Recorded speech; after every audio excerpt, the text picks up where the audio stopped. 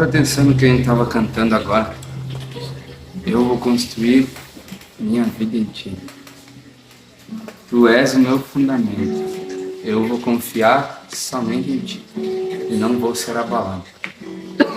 Não sabia que vocês iam ministrar essa canção e a palavra que eu trago é tipo, basicamente no último versículo que eu vou ler fala mais ou menos isso, né? Não ser abalado. É uma palavra conhecida, está em Romanos 12, 1 e 2, a palavra no qual, desde, se eu não me engano, quinta ou sexta, está batendo forte no meu coração e eu tenho pensado muito sobre ela. Tá?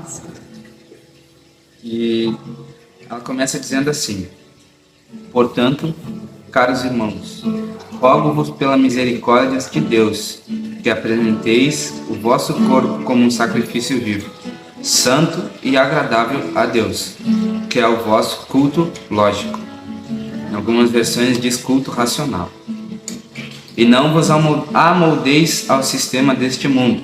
Outras versões diz: não vos amoldeis a este século, mas sede transformados pela renovação da vossa mente, para que experimenteis qual seja a boa, agradável e perfeita vontade de Deus. Amém?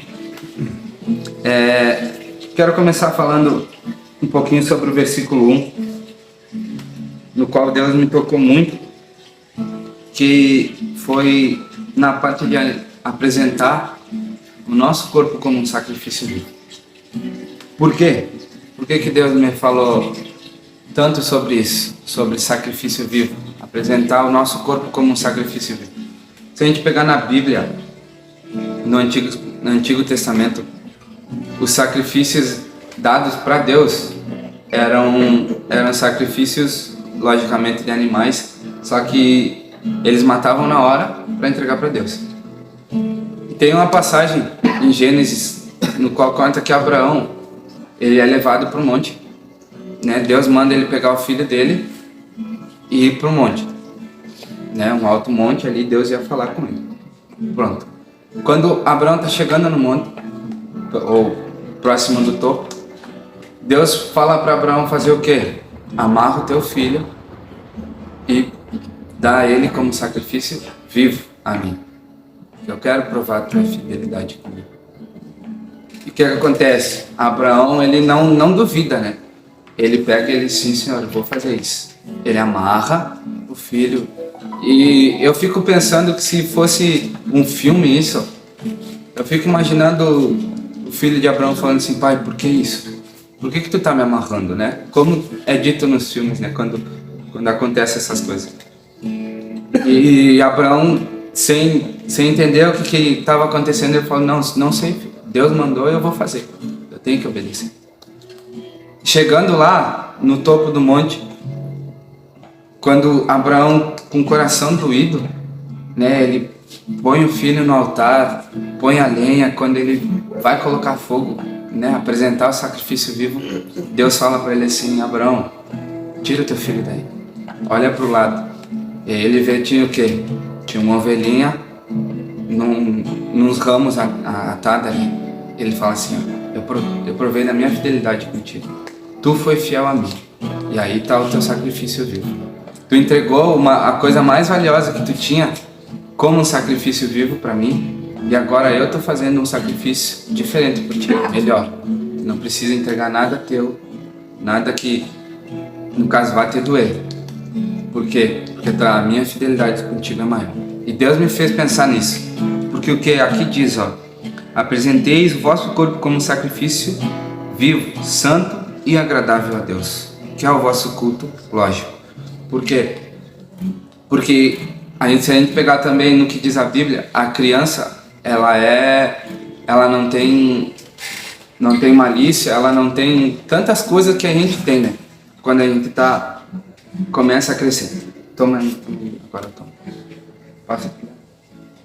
E aí o que acontece? Quando Abraão, ele entrega o filho, ele entrega na inocência. ele fala: Deus, eu estou entregando meu filho inocente a ti como um sacrifício vivo. E o versículo 2 diz assim: e não vos amoldeis ao sistema deste mundo, mas sedes transformados pela renovação da vossa mente, para que experimenteis qual seja a boa, agradável e perfeita vontade de Deus. Glória a Deus.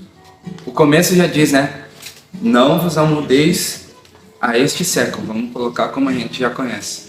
A este século. Essa palavra aqui diz ao sistema deste mundo. O que quer dizer? Paulo está trazendo isso, eu creio que para os dias de hoje. Por quê? Hoje é muito fácil a gente pegar, eu estou usando, é muito fácil a gente se moldar isso aqui. Pegar o celular, tem a Bíblia aqui, eu trouxe, claro, porque eu não vim de casa.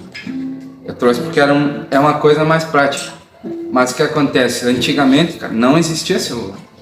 As pessoas liam, ou, né, antigamente também era nos rolos de, parece de fita, né? E tipo, cara, quando Paulo fala isso, não vos amoldeis a esse século, ele quer falar o quê, cara? A gente não pode estar olhando o que está acontecendo em volta, a gente tem que estar olhando para Deus. Porque o sistema é falho. A gente vê aí, a gente está vendo o que está acontecendo no mundo, em termos de política, fome, guerra, sabe? E isso aí, querendo ou não, é o que precisa acontecer, né? Como a gente tem ouvido também na igreja sobre a volta de Jesus. Mas o que Paulo nos diz aqui? Não vos amoldeis a este século, ao sistema desse mundo, mas sede transformados, porque a gente é pecador, a gente é falho. Querendo ou não, a gente vive no mundo e o que acontece? No nosso dia a dia, as pessoas tentam colocar o mundo na nossa cabeça. Mas Paulo está dizendo aqui, sejam transformados pela vossa mente, para que vocês experimentem a boa, perfeita e agradável vontade de Deus. Qual é a vontade de Deus para a nossa vida? Alguém sabe me responder? A vontade de Deus é que a gente viva a plenitude dele. Amém? Então que a gente possa, a partir de hoje, ter essa palavra como um norte, né, para a nossa vida, que a gente não venha se conformar, não venha nos moldar as coisas que estão acontecendo hoje, que a gente venha se moldar as coisas que acontecem no reino. Amém?